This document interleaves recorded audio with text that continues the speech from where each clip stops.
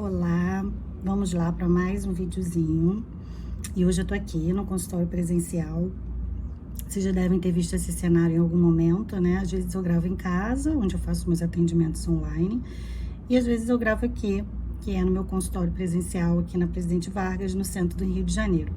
Mas hoje eu quero falar sobre a volta às aulas.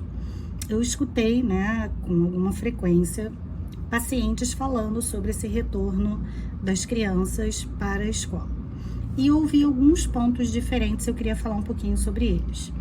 O primeiro ponto são as mães que estão fazendo a adaptação dos seus filhos, ou seja, mães que nunca passaram por esse momento de ficar, de repente, o dia todo, ou às vezes meio período, dependendo da necessidade ali daquela família, né, do quanto que essa criança fica na escola, né, porque a gente sabe que tem os períodos semi-integral, integral, então só a escolaridade.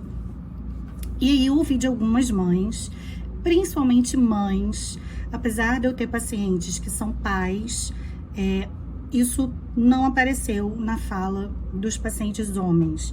Em grande maioria, eu ouvi mais da parte da mãe, relacionado a essa angústia do retorno dos filhos à aula. Então, a gente tem esse primeiro cenário, que é o cenário que eu coloquei, da criança que está em adaptação. E aí são mães que trazem culpa, angústia, se essa criança vai ficar bem na escola, se ela vai se adaptar, se ela vai sentir fome, como que vai ser a alimentação, né? Então, tem todo um contexto ali que essas mães trazem como angústia de algo novo que está acontecendo naquela dinâmica familiar. Outra coisa que eu também ouvi são mães que já estão com as crianças na escola, já estão acostumadas com essa questão do retorno das aulas e que, de alguma forma, trouxeram para a clínica o prazer que elas sentem em seus filhos voltarem para a escola. Só que algumas colocaram isso também trazendo um ponto de culpa. De, nossa, eu tô tão feliz que a aula dos meus filhos voltaram, que às vezes eu me sinto até culpada. Será que eu sou uma boa mãe? Será que tá tudo bem eu sentir esse prazer dos meus filhos voltarem para a escola? E eu entender que eu tenho até um pouco mais de tempo para mim, que eu consigo trabalhar com mais calma.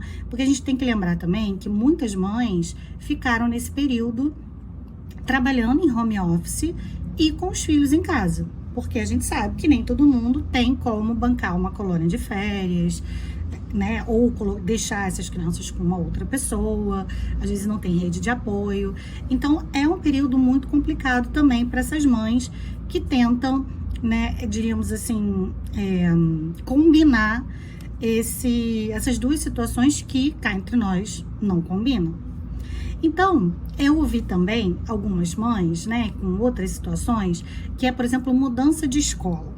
Mães que optaram por mudar os seus filhos de escola, seja por questão financeira, seja por questão de localização, ou por quaisquer outros motivos que possa ter surgido naquela família, e que se sentem culpadas de... Será que eu vou trazer algum trauma para o meu filho? Será que ele vai se adaptar bem nessa escola? Será que vai ser um lugar que ele vai ser feliz? Porque ele gostava tanto da antiga escola. Mas o que eu quis trazer aqui desses 3 pontos, que são pontos assim muito diferentes de realidades que as mães atravessam, essa questão do retorno das aulas, o que eu ouvi de repetição em todas elas é a tal da culpa. E eu fiquei pensando sobre a questão da culpa na maternidade. Como que as mães se culpam o tempo todo por qualquer coisa que possa acontecer com os seus filhos. Seja uma criança que está entrando na escola pela primeira vez, seja uma criança que está retornando às aulas, ou seja uma criança que está mudando de escola. É interessante como a gente precisa trabalhar na nossa clínica mães que se sentem culpadas por qualquer coisa que aconteça com seus filhos, como se elas fossem responsáveis emocionais por essas crianças. É claro que, em alguma medida, os pais eles precisam se preocupar com a emoção dessas crianças, mas a psicanálise ela tem um ponto de vista muito interessante, que é a questão da interpretação do sujeito. O sujeito para a psicanálise ele não é passivo à linguagem, ele é ativo. Então, uma situação que às vezes a gente acha que vai ser super agradável para a criança pode interpretar como ruim e vice-versa. aquela situação que a gente acha que pode ser ruim para a criança, pode ser interpretada por ela como uma situação boa.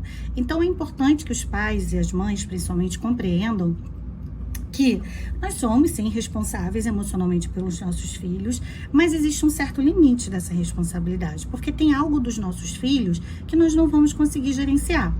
E aí, como que nós, pais, lidamos com isso? Ou seja, entender que tem algo nos nossos filhos que a gente não consegue gerenciar. E essa é a angústia que chega na clínica pra gente. Espero que você tenha gostado do videozinho de hoje e, como sempre, eu peço aqui para vocês sugestões, opiniões, eu adoro responder o vídeo de vocês. Então, até a próxima!